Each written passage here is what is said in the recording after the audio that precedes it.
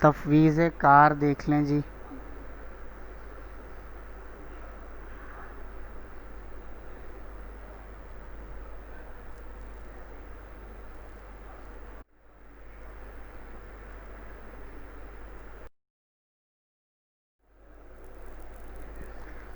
جی، حاصلات تعلم کیا ہیں بھائی؟ حاصلات تعلم ہے عبارت خوانی یا بلند خوانی کی مشق ہو سکے.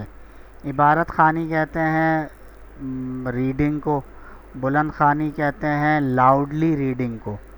تو اس کی مشق ہو سکے، مرکزی خیال لکھ سکیں، اور اس طرح سے مشکل الفاظ کے معانی جان سکیں اور ذخیرہ الفاظ میں اضافہ ہو سکے.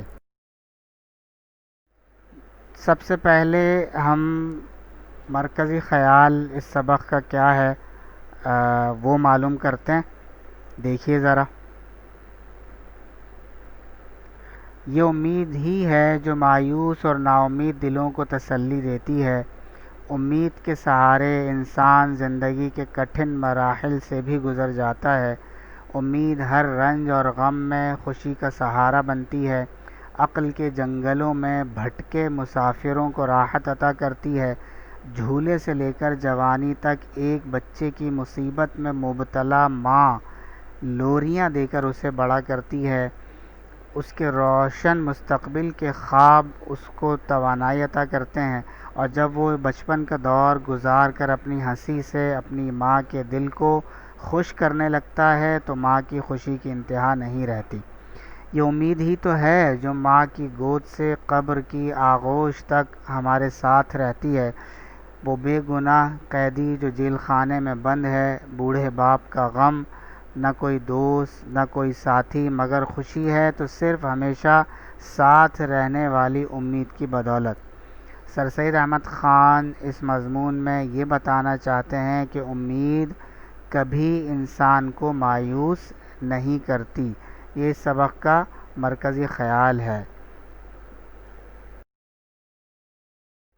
اب آتے ہیں بلند خوانی کی طرف. پہلے انشاءاللہ تعالی کچھ حصہ میں پڑھوں گا، اس کے بعد باری باری آپ پڑھیں گے.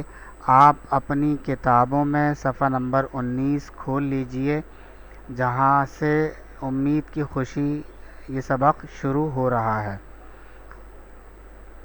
چلیے میں پڑھنا شروع کرتا ہوں. ایک پیراگراف میں پڑھتا ہوں. اے آسمانوں کی روشنی اور اے نا امید دلوں کی تسلی امید، تیرے ہی شاداب اور سرسبز باغ سے ہر ایک محبت کا پھل ملتا ہے. تیرے ہی پاس ہر درد کی دوا ہے، تجھی سے ہر ایک رنج میں آسودگی ہے.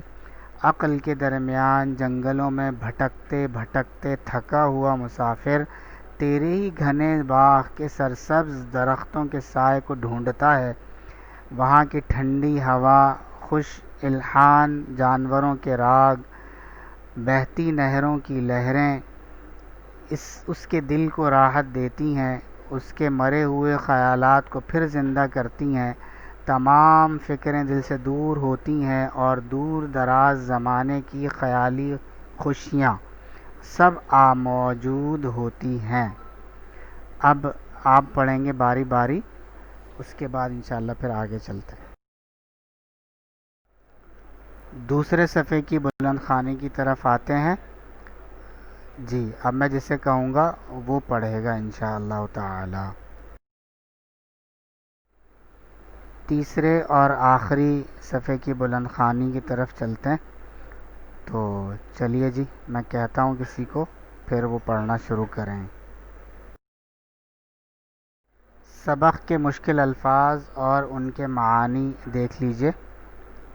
شاداب تازہ، سرسبز ہرا بھرا، رنج پریشانی مصیبت، آسودگی خوشحالی، خوش الحان اچھی آواز والا سریلا، راگ گیت نغمہ، گہوارہ جھولا جس میں بچے کو لٹاتے ہیں نا، دھندا کام، تقطیع حصوں میں تقسیم کرنا، جواد سخی، مورت صورت شبیہ شکل، کٹھن مشکل، بھگتنا جھیلنا برداشت کرنا، سرور خوشی، مکھڑا چہرہ، لیاقت اہلیت صلاحیت، خوشائند اچھے مستقبل والا، راگنی یہ راگ کی مؤنث ہے، راگ راگنی مذکر مؤنث یوں ہے، غوغاں شیر خوار بچے کی آواز، یہ اس میں صوت ہے، آثار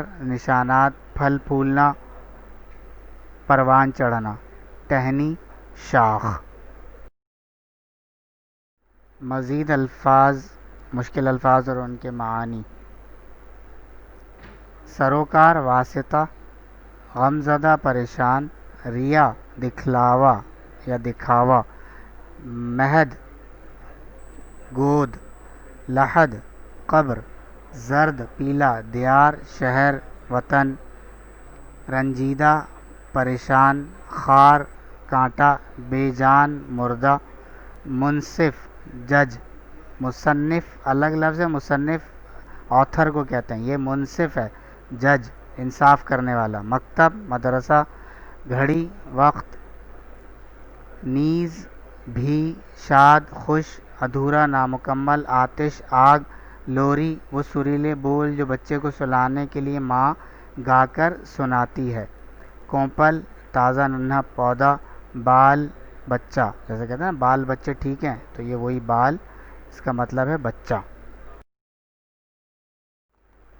تفویض کار کی طرف آتے ہیں، یعنی گھر کا کام۔ سبق کو ایک مرتبہ بغور پڑھیے۔ سرورق کے آدھے صفحے پر 4 چیزوں یعنی سبق کا نمبر، سبق کا نام، مصنف کا نام اور ابتدا کی تاریخ کا اندراج کر لیجئے۔ بقیہ آدھے صفحے پر مرکزی خیال لکھ لیجئے جو بالکل ابتدا میں سلائیڈ پر موجود ہے۔